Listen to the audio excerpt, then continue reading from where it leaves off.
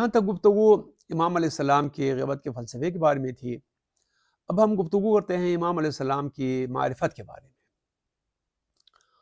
چونکہ حدیث میں ہے کہ من مات ولم یعرف امام زمانہ مات میتۃ الجاہلیہ، جو شخص اس حالت میں اس دنیا سے گزر جائے، مر جائے کہ اسے اپنے زمانے کے امام کی معرفت حاصل نہ ہو، تو وہ جاہلیت کی موت مرا ہے. جاہلیت کی موت یعنی گمراہی کی موت. اللہ تعالیٰ قرآن مجید کی سورہ ذاریات میں مقصد تقلید انسان کو یوں بیان کرتا ہے، وَمَا خَلَقْتُ الْجِنَّ وَالْإِنسَ إِلَّا لِيَعْبُدُونَ، یعنی ہم نے جنوں اور انسانوں کو صرف اپنی عبادت کے لیے پیدا کیا ہے.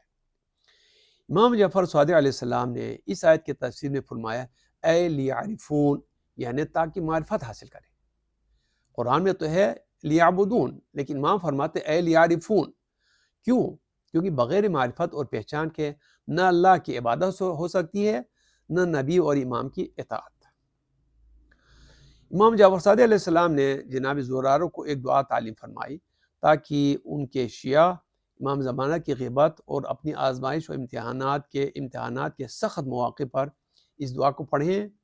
وہ دعا یہ ہے، اللہم عرفنی نفسک فإنک ان لم تعرفنی نفسک لم اعرف نبیک، اللہم عرفنی رسولک فإنک ان لم تعرفنی رسولک لم اعرف حجتک، اللہم عرفنی حجتک فإنک ان لم تعرفنی حجتک لضللت عن دینی. ترجمہ، بار الہ تو مجھے اپنی معرفت عطا کر، اس لیے کہ اگر تو نے مجھے اپنی معرفت عطا نہیں کی تو مجھے تیرے نبی کی معرفت حاصل نہ ہوگی. بار الہ تو مجھے اپنے رسول کی معرفت عطا کر، اس لیے کہ اگر تو نے مجھے اپنے رسول کی معرفت عطا نہیں کی تو مجھے تیرے حجت کی معرفت حاصل نہ ہوگی. بار الہ تو مجھے اپنے حجت کی معرفت عطا کر، کیونکہ اگر تو نے مجھے اپنے حجت کی معرفت عطا نہیں کی تو میں اپنی دین ہی سے گمراہ ہو جاؤں گا. اس دعا کے ذریعے ہم چند نقطوں تک پہنچتے ہیں. پہلا نقطہ، اس بات کی طرف توجہ دینا چاہے کہ بنیادی طور پر پہچانا یعنی شناخت کرانا یہ خدا کا کام ہے. اب چاہے یہ کام اپنی مخلوقات کے ذریعے سے کرے یا پھر قلم وحی کے ذریعے سے کرے، یعنی خدا کو اپنی معرفت کرانا بھی جو ہے نا چاہیے تاکہ انسانوں کو خدا کی معرفت ہو. انسان اپنے آپ سے خدا کی معرفت حاصل نہیں کر سکتے، تو معرفت عطا کرنا خدا کا کام ہے، خدا ہی عطا کر سکتا ہے. نمبر دو، کسی کے اندر یہ صلاحیت نہیں ہے کہ اپنی عقل، علم اور وجود کی وسعت سے اوپر کی شے کی شناخت حاصل کر سکے، اگرچہ تمام چیزیں عیاں اور ظاہر ہوں، مگر یہ کہ خدا چاہے. ان کوئی ایسی ہستی جو ہم سے اوپر ہے، ہمارے وجود سے اوپر ہے، ہم اس کو کما حق ہی اس کی شناخت کر ہی نہیں سکتے. لیکن اگر وہ ہستی چاہے تو کسی نہ کسی طریقے سے کلی طور پر نہ صحیح جزوی طور پر ہم اس کی شناخت کر سکتے ہیں. تو ہمارے اندر جو ایک انتہائی حقیر موجود ہیں، خدا پاک کی معرفت، امام زمانہ کی معرفت، رسول اکرم کی معرفت، یہ انتہائی بلند بالا ہستیاں ہیں. یہ معرفت ہم اپنے زور بازو سے حاصل نہیں کر سکتے جب تک اللہ تعالی ہمیں اس کی استطاعت عطا نہ کرے. تو ہمارے لیے امام، حجت خدا، رسول خدا اور خدا کی معرفت کی صلاحیت بھی خدا ہی ہمیں عطا کر سکتا ہے. اس لیے ہم سب سے پہلے کیا کریں؟ خدا سے دعا کریں، خدا تو ہی مجھے اپنی معرفت بھی عطا کر، اپنے رسول کی معرفت بھی عطا کر اور اپنے حجت کی معرفت بھی عطا کر. گویا ہم یہ اقرار کرتے ہیں کہ ہم اپنے آپ سے یہ معرفت حاصل نہیں کر سکتے. تیسرا نقطہ، نور خود ذاتی طور پر روشن اور ظاہر ہوتا ہے اور وہ اپنی نورانیت اور روشنی سے دوسری چیزوں کی شناخت کرواتا ہے. کوئی ایسی چیز نہیں ہے جو نور کی شناخت کروائے اور اسے ظاہر کرے. اور ہم سب جانتے ہیں کہ اللہ نور السماوات والارض، یعنی اللہ یعنی خدا آسمانوں اور زمینوں کا نور ہے. تو یہ اللہ ہے جو نور ہے، باقی ہم سب ظلمات ہیں خدا کے مقابلے میں. تو خدا کو اپنی پہچان کرانے کے لیے کسی مادی چیز کی ضرورت نہیں ہے، وہ اپنے آپ کو ہم سب کے لیے پہچان کرا سکتا ہے. تو خدا نے کیا کہ ہمارے اندر اپنے آپ کو پہچاننے کی کچھ صلاحیت رکھی ہے، اس صلاحیت کے ذریعے سے ہم پہچان سکتے ہیں.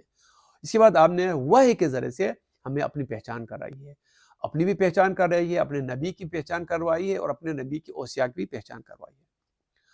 بس دعا یہ کرنی چاہے کہ پہلے خدا اپنی معرفت ہمیں عطا کرے، کیونکہ خدا ہی حقیقی عظیم نور ہے، اور کوئی شے نہیں جو خدا کے اوپر اپنی روشنی ڈالے اور اسے پہچانوائے یا ظاہر کرے، مگر خدا کو نہیں پہچانا جا سکتا ہے سوائے اس کے کہ خدا خود ہی اپنی شناخت اور معرفت کو عقل، فطرت، خلقت اور وحی کے ذریعے لوگوں کے لیے فراہم کرے۔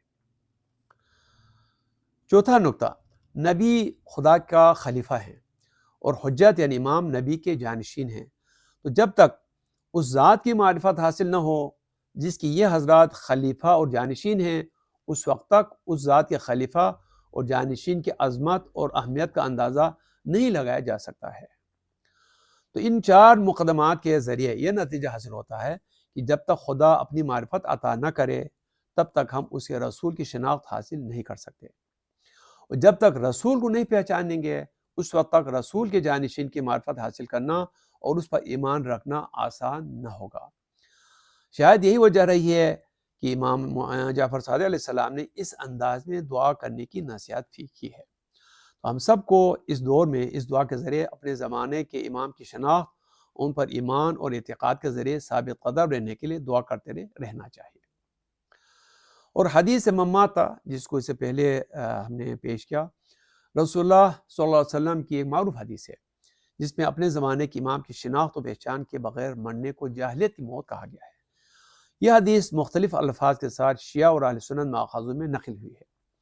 اہل شیعہ اس حدیث کو مسئلہ امامت سے متعلق سمجھتے ہیں اور قائل ہیں کہ اس کی روح سے امام کی شناخت اور اس کے اطاعت واجب اور ضروری ہے۔ اہل سنت اس حدیث کو لوگوں کے حاکم اسلامی سے مرتبط اور اس کی بیعت کرنے کو ضروری سمجھتے ہیں، یعنی وہ کہتے ہیں کہ جس دور میں جو بھی حکمران ہے اس کی معرفت کافی ہے۔ شیعہ ماخذ میں یہ حدیث ان الفاظ میں نقل ہوئی ہے: من مات ولم يعرف امام زمانہ مات میتۃ جاہلیہ، جو شخص بھی اپنے زمانے کے امام کو پہچانے بغیر فوت ہوا وہ جاہلیت کی موت مرا ہے۔ یہ حدیث کمال الدین جلد دوم صفحہ نمبر 410 پر موجود ہے۔ ابن ابی یعفور جو کہ ائمہ کا ایک انتہائی قابل اور ثقہ راوی ہے، وہ نقل کرتے ہیں امام صادق علیہ السلام سے پیغمبر اسلام کی روایت: من مات ولیس لہ امام فمیتتہ میتۃ الجاہلیہ کے بارے میں سوال کیا، یعنی کوئی اس طرح سے مرے کہ اس کا کوئی امام نہ ہو تو اس کی موت جاہلیت کی موت ہے۔ تو اس حدیث میں جاہلیت کی موت مرنے سے حالت کفر مرنا مراد ہے؟ یہ سوال کیا؟ امام صادق علیہ السلام نے فرمایا حالت گمراہی میں مرنا مراد ہے، یعنی کافر نہیں مرا ہے، مسلمان نہیں ہوگا لیکن گمراہی میں مرا ہوگا۔ میں نے عرض کیا جو بھی اس زمانے میں مر جائے اور اپنے پیشوا کو نہ جانتا ہو تو اس کی موت بھی جاہلیت کی ہوگی؟ تو اس کی موت بھی جاہلیت کی موت ہوگی؟ فرمایا ہاں۔ آج کے دور میں بھی جو امام صادق کو نہ پہچانتا ہو، اس کی معرفت نہ رکھتا ہو اور مسلمان ہو بظاہر مرتا ہو، ورنہ وہ بھی جاہلیت کی موت ہی مرتا ہے۔ بعض شیعہ علماء اسے شیعہ اور سنی ماخذوں میں متواتر مانتے ہیں۔ حدیث کی کئی قسمیں ہیں، ایک حدیث ضعیف جس کے راوی ضعیف ہوں، ایک حدیث صحیح، حدیث ایک راوی نے بیان کی لیکن اگر اس کے تمام راوی صحیح ہو سکہ ہوں تو اس کو بھی صحیح کہتے ہیں۔ لیکن متواتر اس حدیث کو کہتے ہیں جس کو بہت سارے راویوں نے الگ الگ ذریعوں سے پیغمبر اکرم سے یا ائمہ سے نقل کیا ہو تو اس حدیث کو متواتر کہتے ہیں۔ تو اس حدیث کو حدیث متواتر کہا جاتا ہے۔ تو حدیث متواتر جو ہے مکمل طور سے قابل یقین حدیث ہوتی ہے، تو اس کے معنی اس حدیث کے بارے میں کوئی شک ہی نہیں کر سکتا۔ اہل سنت ماخذ میں ممات کی حدیث کچھ مختلف انداز میں نقل ہوئی، مثلا ممات بغیر امام مات میتۃ جاہلیہ، ایک جگہ یہ ہے جو امام کے بغیر مرے وہ جاہلیت کی موت مرا، یہ مسند احمد بن حنبل میں یہ حدیث ہے۔